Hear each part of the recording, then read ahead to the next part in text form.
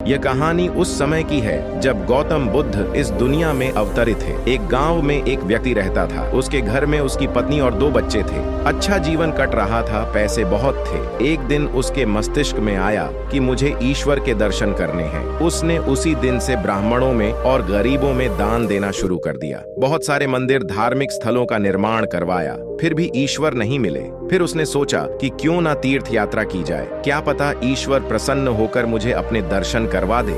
20 साल हो गए लेकिन ईश्वर के दर्शन नहीं हुए।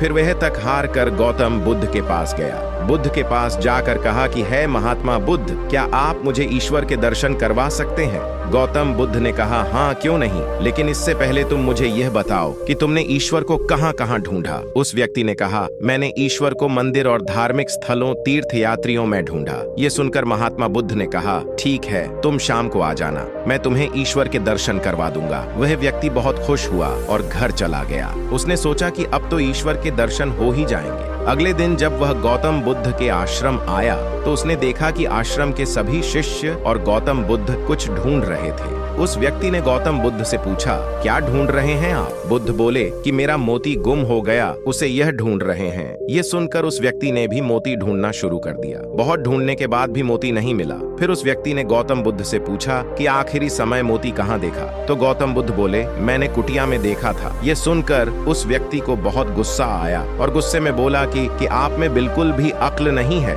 मोती कुटिया में खोया है और आप बाहर ढूंढ रहे हैं। ये सुनकर गौतम बुद्ध मुस्कुराने लगे। तो उस व्यक्ति ने कहा, आप हंस क्यों रहे हैं? तब महात्मा बुद्ध बोले, तुम 20 सालों से ईश्वर को इधर उधर खोज रहे हो लेकिन कभी घर में नहीं ढूंढा। ईश्वर कभी ढूंढने से नहीं मिलते। ईश्वर से मिलने के लिए आपका तन मन पवित्र होना चाहिए, तभी ईश्वर दर्शन देते हैं। अगर तुम सच्चे मन से ईश्वर के दर्शन करना चाहते हो तो इधर उधर भटकना बंद करो और अपनी आत्मा के अंदर ही देखो, तुम्हें ईश्वर के दर्शन हो जाएंगे। ये सुनकर उस व्यक्ति को समझ में आ गया कि मैं गलत था। वह गौतम बुद्ध के चरणों में गिरकर गौतम बुद्ध से माफी मांगता है और कहता है कि वास्तव में ईश्वर हमारे अंदर ही होते हैं। दोस्तों, इस कहानी से आपको 2 सीख मिलती हैं। अगर आप ईश्वर की तलाश में हैं तो वह तो आपको अपने अंदर ही मिलेंगे। दूसरी, अगर आप अपने अंदर बदलाव लाना चाहते हो, उसकी शुरुआत आपको अपने अंदर से करनी होगी। सदैव प्रसन्न रहिए, जो प्राप्त है वह पर्याप्त है, जिसका मन मस्त है उसके पास समस्त है। और दोस्तों, उम्मीद है कि आज की यह वीडियो आपको अच्छी लगी होगी। अगर ऐसी ही वीडियो आगे भी देखना चाहते हो तो हमारा चैनल सब्सक्राइब करें।